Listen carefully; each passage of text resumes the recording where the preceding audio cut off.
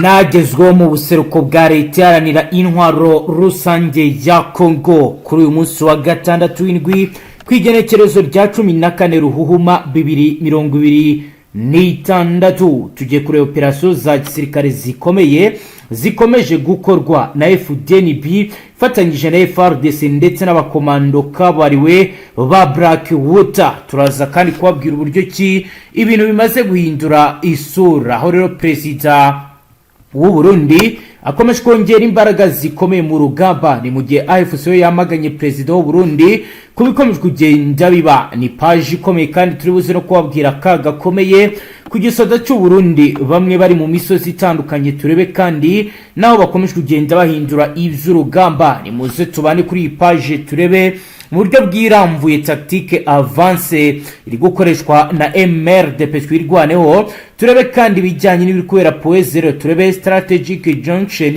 iri gukorwa na FDNB na FARDC mu byerekezo bya Fizi, Minembwe ndetse na Mwenga, turebe kandi advanced tactics yabaye mu mirwano ikaze yo ku rwego rwo hejuru high intensity combat operation yahuje MRDP twirwaneho n'ingabo za leta. Hamwe rero bikaba byabereye mu bice bya Gakenge, Karingi, Lundu, Bidego, Bicumbi ndetse na Kalongi. Turaza kandi kwabwira ibijyanye n'ibyabaye ku itariki ya 13 ku munsi w'ejo.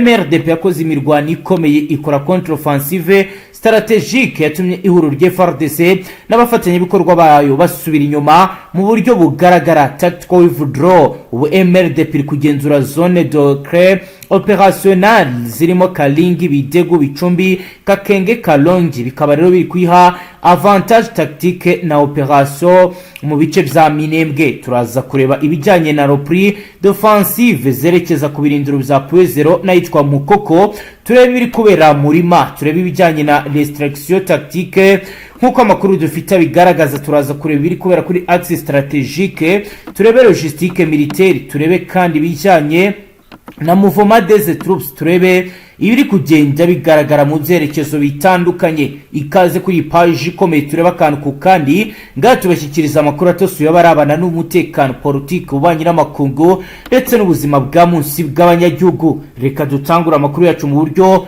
bw'iramvuye. Turatangura tubabwira ko amakuru yizewe ava mu rwego rw'ubutasi bwa gisirikare Gen.Neva muri military intelligence aravuga ko umutwe wa MRDP twirwanaho urwanira inyungu z'abaturage b'abanyamurenge ugeze mu ntera ya tactique advance cyangwa se tactique avance, aho uri kugenzura amarembo y'agace ka Poezero gafatwa nk'ihuriro ry'ingirakamaro ri strategique mu bya gisirikare. Strategic junction ihuza imihanda n'inzira zerekeza mu byerekezo bya Fizi, Minembwe ndetse na Mwenga. Iyi ni advanced tactique yabaye nyuma y'iminsi myinshi y'imirwano ikaze ku rwego rwo hejuru high intensity combat operation yahuje MRDP twirwanaho n'ihuriro rigizwe n'ingabo za FARDC, ingabo z'u Burundi, imitwe ya Wazalendo hamwe n'abandi bafatanyabikorwa barimo FDLR.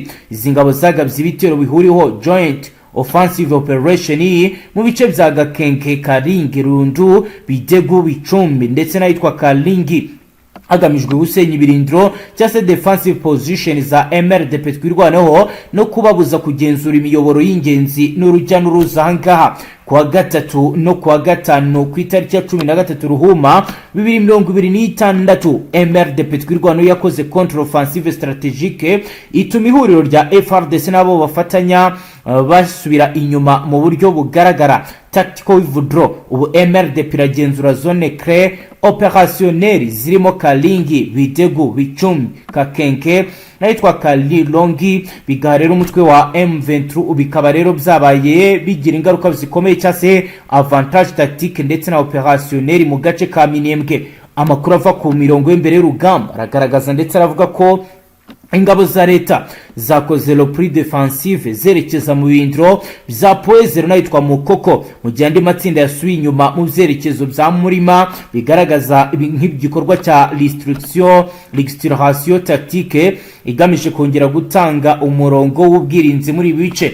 Umwe mu bayobozi b'imitwe irwanira MRDP twirwanaho yavuze ko ubu bagenzura axe strategique nyinshi, anemeza ko umwanzi yirukanwe mu bice byinshi yari yarafashe, bityo rero bihungabanya kugabanya cyane logistique militaire, imiyoboro y'itumanaho n'inzira zitangwa rijyanye n'ibikoresho bizwi nka supply routes. Poezero irafatwa nk'ahantu y'ingenzi cyane mu rwego rwa strategy za gisirikare kubera ko iri ni ihuriro rihuza imisozi miremire ya Minembwe n'ibibaya bya Fizi na Mwenga. Ugenzura aka gace rero akaba afite superiorité tactique, ubushobozi bwo kugenzura mouvement des troupes itangwa n'ibikoresho n'itumanaho ryo ku rwego rwo hejuru.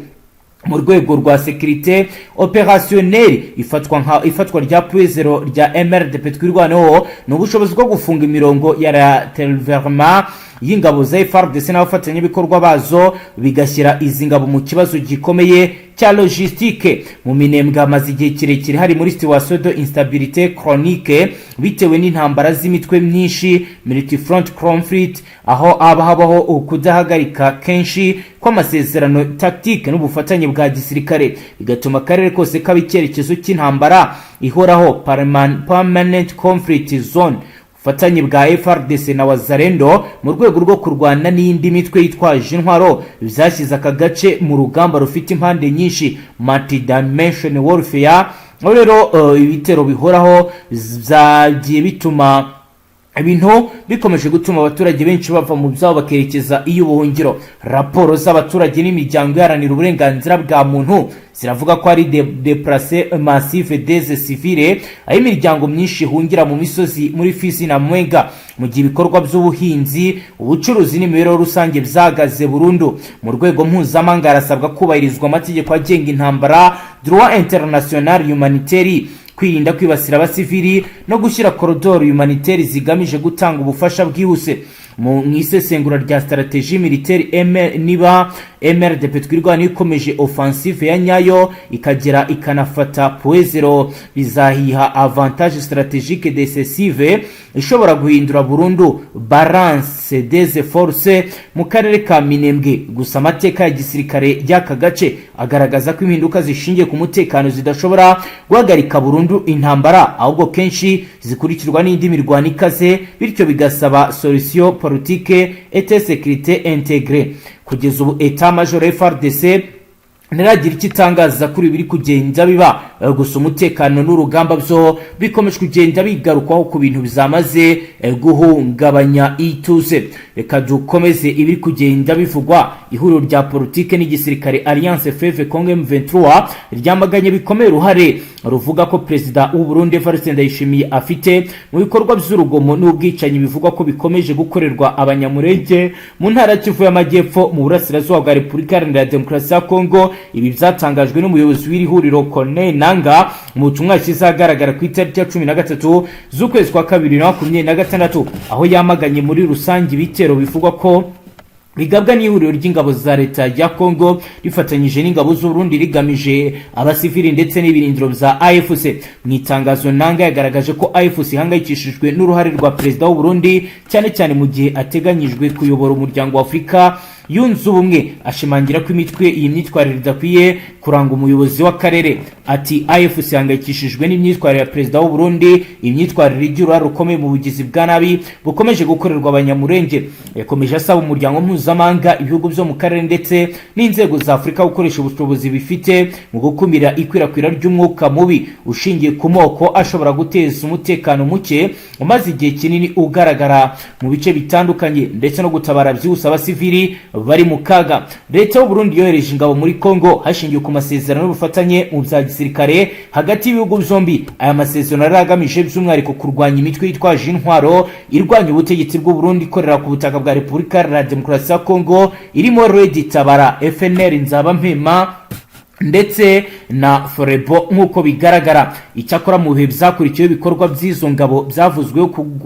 kwaguka birenze intego ya mbere, batangira gukorera mu bice bituwe n'abanyamurenge cyane cyane muri teritwari za Uvira, Fizi na Mwenga, by'umwihariko muri Minembwe, igice kimaze imyaka myinshi kirangwamo umutekano muke n'amakimbirane ashingiye ku butaka ndetse no ku bwoko. Hari amakuru avuga ko ingabo z'u Burundi zimaze igihe zifunze inzira zizihuza na Minembwe n'amasoko n'amavuriro muri utu duce. Ibintu byagize ingaruka zikomeye ku mibereho y'abaturage. Ifungwa ry'izo nzira ryatumye habaho ibura ry'ibiribwa, imiti n'ibindi by'ibanze, bituma ubuzima bw'abasivili burushaho kujya mu kaga. Umuvugizi w'ingabo z'u Burundi Brigadier General Gaspard Baratuza yigeze gutangaza ko izo ngamba z'umutekano zishingiye ku mpamvu z'uko hari abaturage bakekwaho gukorana n'umutwe witwaje intwaro urwanya ubutegetsi bwa Kongo ndetse n'u Burundi. AVIS iravuga ko ibikomeje kubera muri Kivu y'Amajyepfo bishobora gutera umwuka mubi ushingiye ku moko, bikaba byakurura ihungabana rikomeye mu karere kose k'ibiyaga bigari. Irasaba kandi ko hakorwa iperereza ryigenga ku bizabivugwa, hagashyirwaho uburyo bwizewe bwo kurinda abasivili no gusubizaho inzira z'ibiganiro na politike. Mu gihe ibirego n'amagambo bikomeje kwiyongera hagati y'impande zihanganye, abaturage bo mu bice byibasiwe bakomeje gusaba amahoro arambye, kurindwa no kubona ubufasha bwihuse bw'ubutabazi mu rwego rwo gukumira ko amateka mabi yakongera kwisubiramo. Ibiro ni biri kwa Mugero ko informa zitubwira ko ano masaha urabona ko nayo yafashe umwanzuro ukomeye. Urumva kuba yaratakaje Uvira ntabwo ishobora kuba yatakaza bino bice by'ingenzi, kuko navuga ko bino bice by'ingenzi nibyo bice by'ingenzi muri Kivu, nibwo amakuru nge nayamenye. Urumva rero niyo mpamvu habaye isibaniro no kwezeho, ni umutima ukomeye wo kuba bakwerekeza ibice byose, kandi mu mugambi wagutse aho kamatagaheze n'ikabura, noneho bazahita bakomeza bigira za Karemi na za Katanga. Niyo gahunda ihari, niyo gahunda babashije kuvumbura, niyo mpamvu imirwano ikomeje kuba mibi. Noneho magingo aya habayeho kuva mu bice bigiye bitandukanye ku ihuriro rya PARDC. Ntabwo namenya ngo ese bagamije iki, kuko muri iki gitondo bazindutse bafata abasirikare babajyana Ibaraka babaturutsa za Kiriba. Nimba atari ukujijisha, kuko abasirikare bari muri biriya bice bari bazanye ni benshi cyane.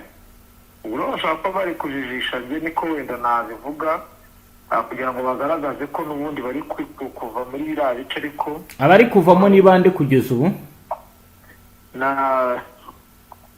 N'ubundi aba FARDC n'aba FDNB, ariko urabona ko umubare wavuye za Kiriba ni muke, bitewe n'uko n'ubundi banganaga. Rero ubu tuvugana wenda tugendeye ku bice bigiye bigaragaramo nyine urusaku rw'imbunda. Noneho hari agace kandi uduce tundi turi kumvikanamo imbunda, nk'agace ka Mucokwa, hari ako bita Gitasha, hari ako bita Kwirumba, hari ako bita Ruhemba. Utu ni uduce natwo dusa nk'aho twegereye za Bidegu na za Karingi, aho ngaho hafi na za Irundu nyine. Urumva rero ni uburyo bwo kugira ngo barebe uburyo ki ko bakoresha imbaraga zikomeye cyane. Noneho hano hari ramforo yabaye muri za Remera. Ubona ko n'ubundi M23 dushaka kubaka Remera mu buryo bwose bushoboka, ku buryo n'ubundi hatagira ikintu kiba, kubera ko bigaragara ko hari uduce twagiye tugaragaza ingufu zisanzwe, cyane cyane nk'aha muri Sange navuga ko ariho hubatse tekinoloji, naho urabona ko habayeho gushyiraho imbaraga cyane ku rwego rwo hejuru. Urumva ko rero bisa nk'aho impande zose zikomeje guproteja ibirindiro byabo.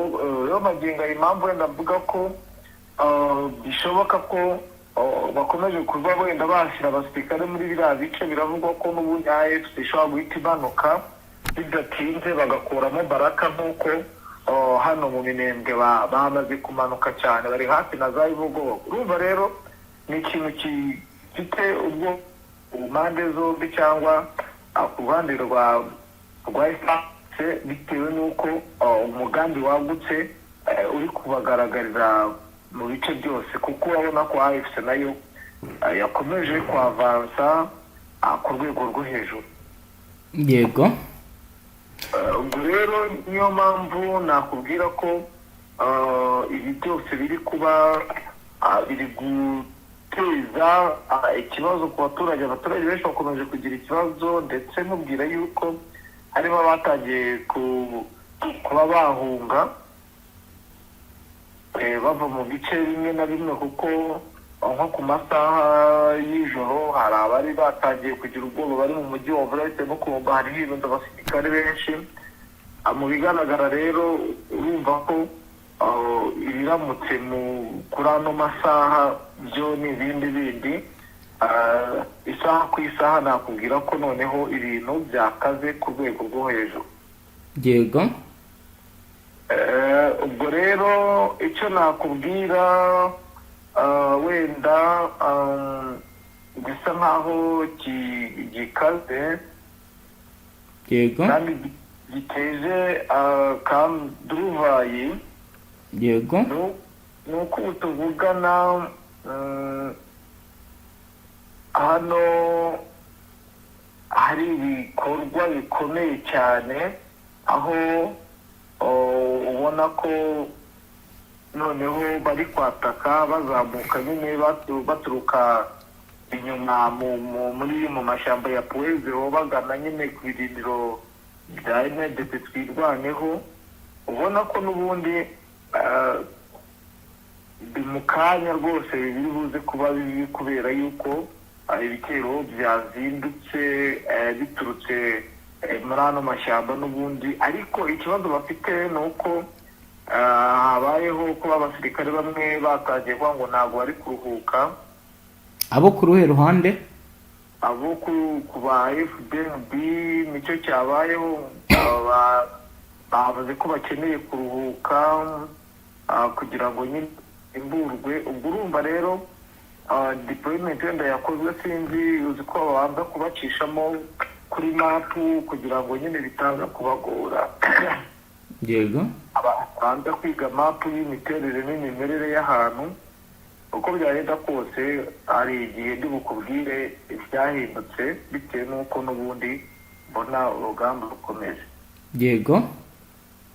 Nuko rero situwasiyo imeze magingo aya, ndetse nkubwira yuko abakomando b'abahigu bari Uvira na Baraka.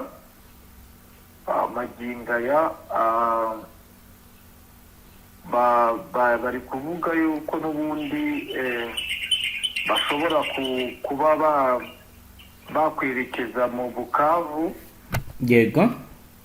Bakaba bakwerekeza Goma na Bunagana. Ibi ni ibintu biri kuvugwa kandi bishobora kubaho, kuko urabona ko bamaze kwikusanya.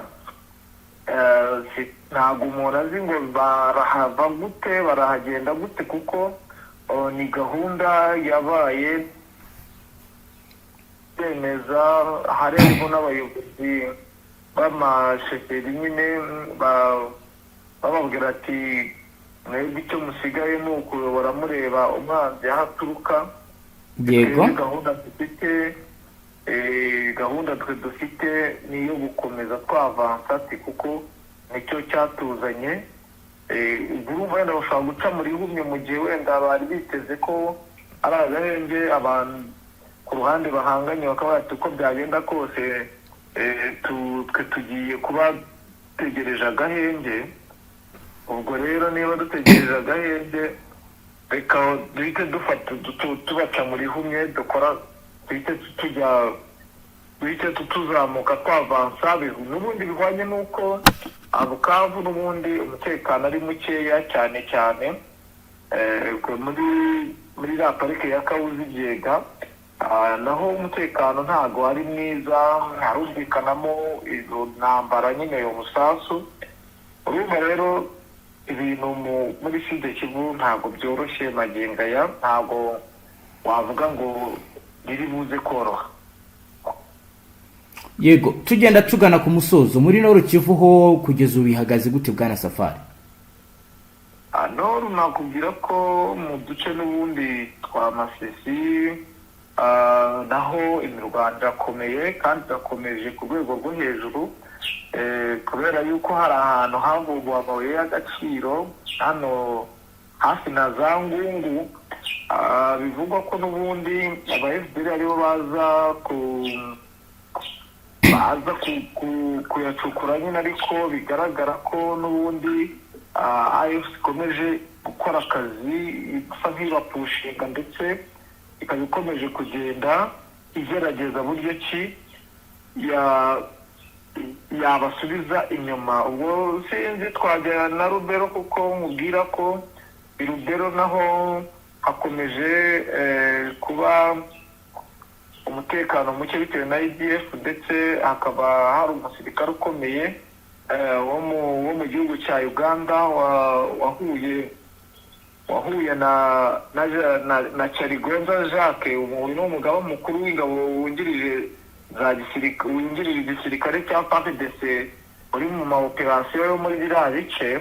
Yego, bivugwa ko n'ubundi AFC ishobora kuba nayo yagezeyo, ndetse ku ikubitiro akaba ari uduce bivugwa neza ko ishobora kuba yarafashe magingaya, ariko ntabwo nahita ndesiza ngo mpite nkubwira ngo bimeze gute. Nanjye nta makuru nari natohoza y'umuntu haherereye, ati azambwira, ndetse avuga ko gahunda ihari yamaze kuvumbura n'ubundi bagiye gukuramo bakafata tuno duce twose bakirukana inyeshyamba ndetse n'iyi IDF yigize akaraha kagiye bakayipushinga muri biriya bice n'ubundi bya Rubero. Yego bwana Safari, reka tugushimire cyane, dusoreze ngaha.